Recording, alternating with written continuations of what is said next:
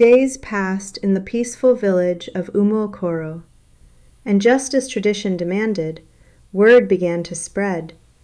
A man was coming to seek Adanna's hand in marriage. His name was Obinna. Obinna, a hard-working farmer, came with his family to ask for Adanna's hand in marriage. He brought kola nuts, palm wine, and respect. But Adanna laughed. "You want to marry me with cassava and yams?" The room froze.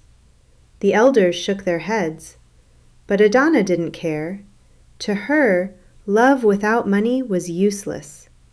He wasn't rich, he didn't wear expensive clothes, but he had something far more valuable: respect.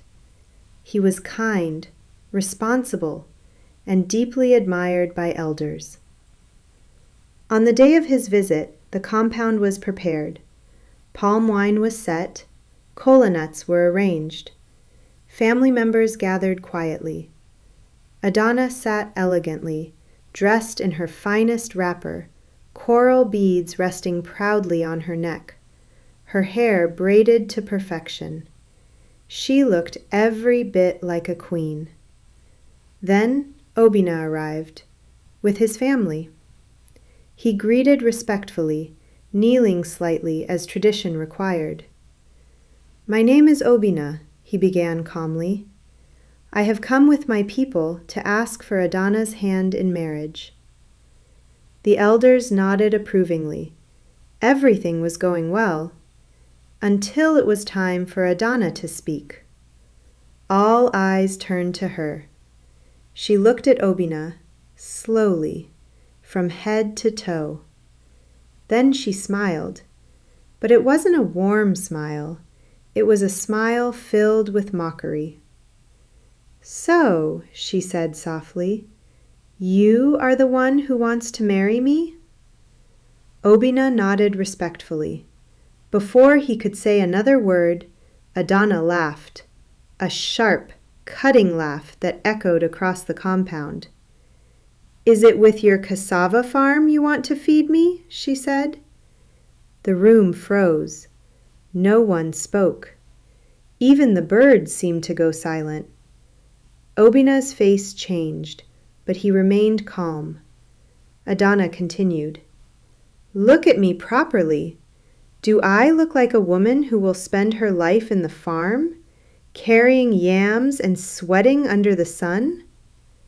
Her voice grew louder. "I deserve more than this."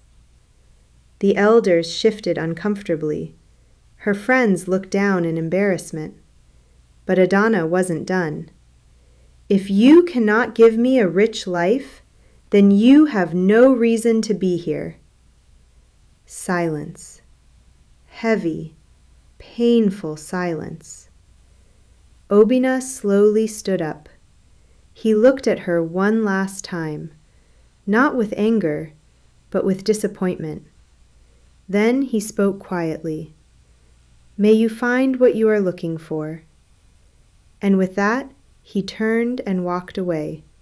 His family followed. The moment they left, murmurs filled the air. The elders shook their heads. "This is not good," one of them whispered. But Adanna? She adjusted her beads, stood up, and walked away as if nothing had happened. To her, she had done nothing wrong. After all, she was still waiting for a rich man. But what she didn't know was this: every good thing she rejected was slowly walking out of her life. And Obinna would not be the last man she would humiliate, because the next one would be even worse. The story is just getting started.